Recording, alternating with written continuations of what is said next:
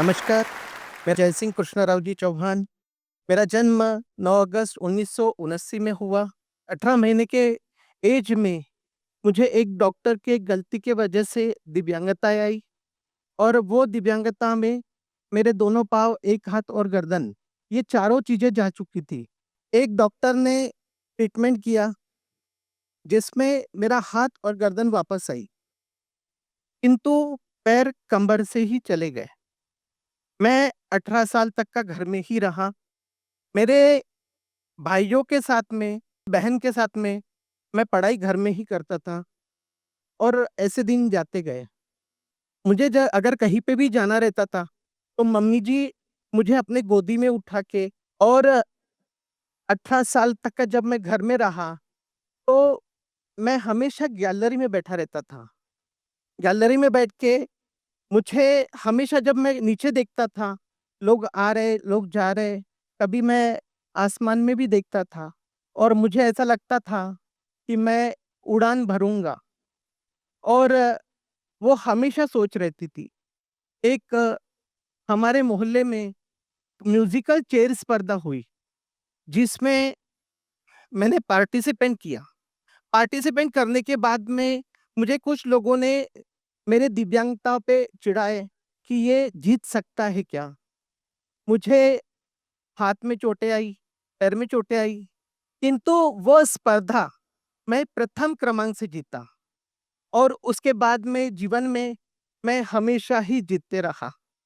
जब मैं 18 वर्ष का था तो मुझे एक गवर्नमेंट की तरफ से ट्राइसाइकिल भेंट की गई और ट्राइसाइकिल से मैंने सर्वप्रथम नागपुर देखा। नागपुर देखने के बाद में मुझे ऐसा लगा कि मुझे कुछ न कुछ करना है। तो मुझे मेरे माता-पिता ने 25 पैसे, 50 पैसे चॉकलेट खाने के लिए दिए। वो मैंने जमा किया और उससे डिटर्जेंट सोप का सामान लाया और घर में ही डिटर्जेंट सोप बना के घर-घर जाके बेचता था और फिर धीरे-धीरे बिज़नेस बढ़ते गया। कुछ लोग मुझे एनकरेज करते थे, कुछ लोग मुझे डिस्करेज भी करते थे। लेकिन जो एनकरेज करते थे, उससे अच्छा मैंने डिस्करेज जो कर रहे हैं, उनको एक पॉज़िटिव लिया और मैंने सोचा कि मैं सक्सेस हो सकता हूँ और उसी हिसाब से और मैं ग्रोथ करते गया। मैंने कभी भी किसी ने भी कुछ बोला तो मैं हमेशा हँस देता था।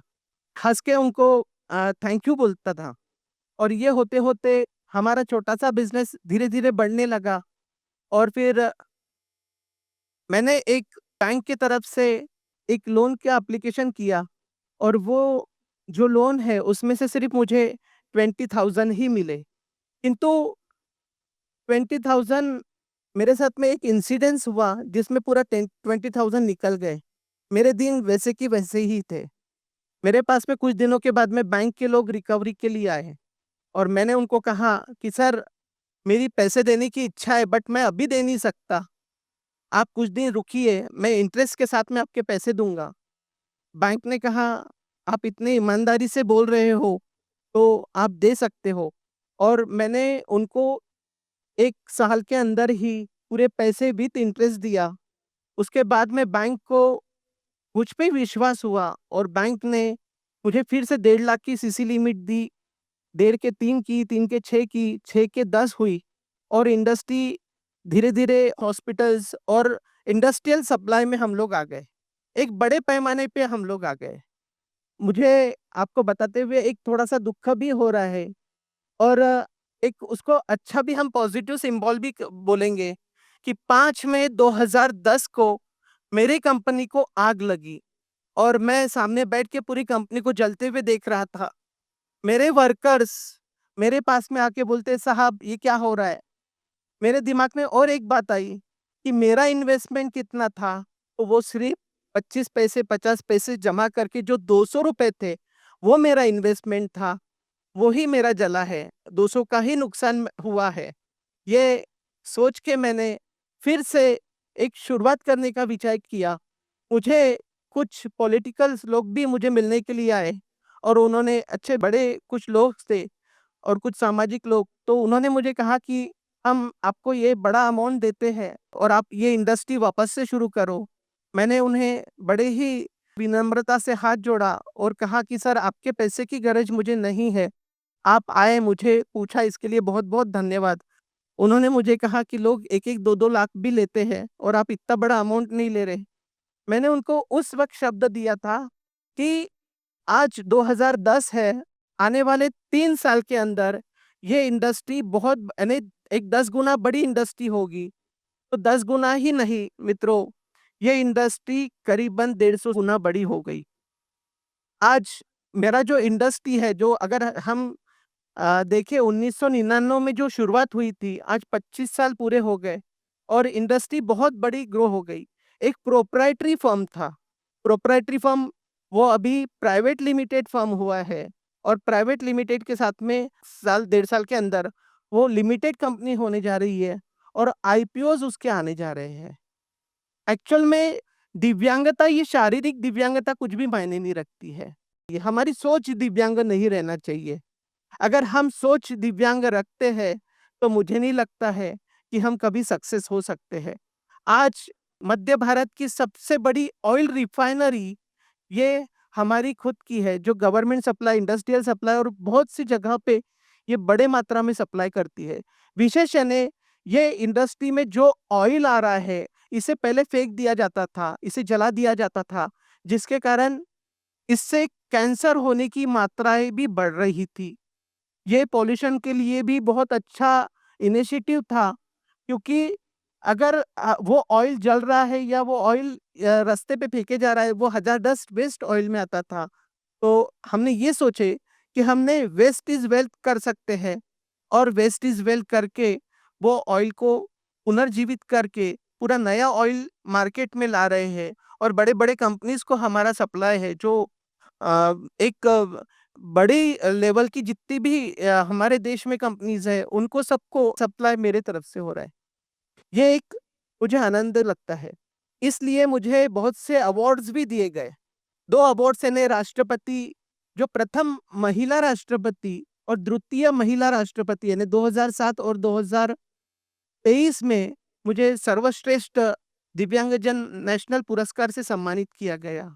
यही नहीं, तो अभी तक का मुझे सैकड़ों पुरस्कार से सम्मानित किया गया। मेरे इंडस्ट्री में कुछ दिव्यांगजनों को भी जॉब दिया गया। मेरी ये इच्छा थी कि दिव्यांगजन मेरे कंपनी में काम करे, कुछ मूक-बधिर लोग जिन्हें बात करना नहीं आता, वो मेरे कंपनी में काम करें। ऐसा करके हमने तो लोगों को रोज़गार दिया है। मित्रों, आज हम देखते हैं दिव्यांगों की तरफ, तो दिव्यांग और बाकी की सरकार की तरफ से भी उन्हें ₹1000, ₹1500, ₹2000 दिया जाता है। उनके लिए वो पर्याप्त नहीं है। हमने एक सरकार को 2016-2017 में एक प्रोजेक्ट दिया था और वो प्रोजेक्ट था चलता-फिरता xerox centre, photo studio, DTP centre, ऐसे 260 प्रकार के उद्योग जो दिव्यांगजन कर सकते हैं और एक ग्रामीण में रहने वाला भी दिव्यांग सिटी में आके रोज़गार करके जा सकता है और हमारे देश में करीबन 10% दिव्यांगताएँ हैं। यानी पहले जो 3 प्रकार की दिव्यांगताएँ थी, उसके बाद में 7 प्रकार की दिव्यांगताएँ हुई। 7 के अभी 2016 में जो नया एडिशन किया, उसमें 21 प्रकार की दिव्यांगताएँ हैं, जिसमें सिकल सेल, एसिड अटैक ऐसी भी दिव्यांगताएँ जोड़ी गई। ये दिव्यांगता करीबन एक 10% है, तो मैं बोलता हूँ 10% ही नहीं, 10% अगर पकड़ते हैं तो वो 14 करोड़ होती है। मैं तो सिर्फ़ 10 करोड़ ही पूरे भारत में हम दिव्यांगताएँ पकड़ते हैं। अगर हम वो दिव्यांगजनों को ये सब रोज़गार के साधन देते हैं, तो वो एक दिव्यांग ने सिर्फ़ ₹1000 भी गवर्नमेंट को टैक्स दिया, यानी लेने वाला दिव्यांग देने वाला बना, तो 10,000 करोड़ का टैक्स ये दिव्यांगजनों के तरफ से सिर्फ़ इनकम टैक्स दिया जाएगा। वो इनकम टैक्स भी ऐसा कि 12 लाख का हमारा स्लैब है और 12 लाख के ऊपर में अगर 1000 भरता है, तो 12 लाख 1000 पे वो टैक्स दे सकता है। ये तो हो गया इनकम टैक्स। इसके पीछे और एक है कि जीएसटी, उसके लिए उसको ट्रांज़ैक्शन उससे 5 गुना ज़्यादा करना पड़ेगा। यानी 60 लाख, 50 लाख का एक दिव्यांग आराम से कर सकता है। आज कोई भी दुकान हम चलती-फिरती करें या कुछ भी करें, तो 50-60 लाख का आराम से ट्रांज़ैक्शन होता है। अगर हम 10 करोड़ दिव्यांगजनों की तरफ से ये पकड़ते हैं, तो ये टैक्स करीबन साढ़े 7 लाख करोड़ का होता है। जो दिव्यांगजनों की तरफ से देश को मिल सकता है। एक लेने वाला दिव्यांग देने वाला बन सकता है। देश की आर्थिक व्यवस्था में सबसे आगे वो दिव्यांग रह सकता है। जीडीपी को आगे बढ़ाने में वो दिव्यांग हो सकता है, क्योंकि मैं खुद भी टैक्स दे रहा हूँ। मुझ में पहले 60% दिव्यांगता थी, उसके बाद में 70% हुई, 70 के बाद में 75% हुई और 75 के बाद में 81% हुई। अभी मुझ में 87% दिव्यांगता है। अगर मैं 100% भी दिव्यांग हो जाऊँ, तो भी मुझे कोई प्रॉब्लम नहीं है, क्योंकि मैं खुद हर एक चीज़, मेरे पाँव ही दिव्यांग है ना, शरीर मेरा दिमाग तो दिव्यांग नहीं है। और वो दिमाग मैं हर तरफ यूज़ करके आज मैं गवर्नमेंट के भी बहुत सी पोस्ट पे हूँ, सामाजिक क्षेत्र में भी बहुत काम करता हूँ। मैं देखता हूँ, लोगों से मिलता हूँ। अगर मुझे वो लोगों से मिल के मैं उनकी सोच देखता हूँ, उन्हें क्या करना चाहिए, क्या नहीं करना चाहिए। यही प्रोजेक्ट अगर हम गवर्नमेंट में तो है, इंटरनेशनल लेवल पे अगर हम लोग टेडेक्स के माध्यम से भी अगर करते हैं, तो मुझे ऐसा लगता है कि पूरे वर्ल्ड में जितने भी दिव्यांग हैं, वो सक्षम होंगे और दूसरों को भी सक्षम कर सकते हैं, क्योंकि एक दिव्यांग के पीछे 2 लोग और जॉब कर सकते हैं। जब मैंने गवर्नमेंट को एक प्रोजेक्ट दिया था और गवर्नमेंट को पूरा समझाया था कि सर ये ऐसा-ऐसा प्रोजेक्ट है और हम लोग इसमें सक्सेस हो सकते हैं, तो उन्हें भी वो प्रोजेक्ट बहुत अच्छा लगा। और यही प्रोजेक्ट अगर हमारा पूरा विश्व में होता है कि मॉनिटरिंग सिस्टम, उसमें हर एक चीज़ रहेगी, उसमें कैमरा रहेगा, उसमें जीपीआरएस रहेगा, उसमें हर एक प्रकार की सुविधा वो शॉप में रहेगी। शॉप ऑन व्हील करके वो उद्योग अगर हम कर पाए, तो मुझे ऐसा लगता है कि पूरे विश्व में सबसे ज़्यादा अगर टैक्स देने वाला व्यक्ति रहेगा, तो वो दिव्यांग रहेगा। मित्रों, आपको बताते हुए मुझे और खुशी हो रही है कि मैंने जब भाइयों के साथ में पढ़ता था, बिज़नेस स्टार्ट किया, उद्योग शुरू किया, तो साथ में मैंने 10th की एग्ज़ाम दिया था। 10th के बाद में 12th किया। 12th के बाद में फिर कुछ मुझे समय नहीं मिला, तो ग्रेजुएशन मैंने थोड़े लेट किया और रिसेंटली 2023 में मैंने एमबीए पास किया।